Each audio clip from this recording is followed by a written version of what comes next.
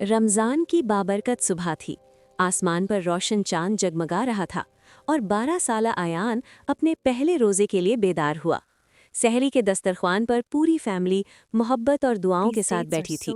अम्मी ने प्यार से समझाया कि रोज़ा सिर्फ भूख का नाम नहीं, बल्कि सब्र, शुक्र और अच्छे अखलाक का दर्स है।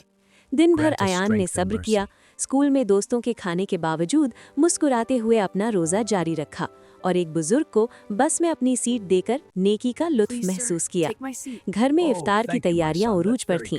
दादी फ्रूट चाट बना रही थीं, अम्मी पकौड़े तल रही थीं और छोटी बहन बेसब्री से अजान का इंतजार कर रही थी। जैसे ही मगरिब की अजान गूंजी, सबने मिलकर दुआ की और अयान ने पानी की पहली घूंट पी, जिसकी मिठास उसके दिल में उतर गई। इफ्तार के बाद अम्मी ने उसे पहली जायनमाज तोहफे में दी और अयान ने आसमान की तरफ देखकर दुआ की कि अल्लाह उसे हमेशा रोज़ा रखने और नेकियां करने की तौफीक दे। यूं उसका पहला रोज़ा सिर्फ एक दिन की भूख नहीं, बल्कि ईमान, सब्र और अल्लाह से कुर्बत के सफ़र का खूबसूरत आगाज़ बन गया।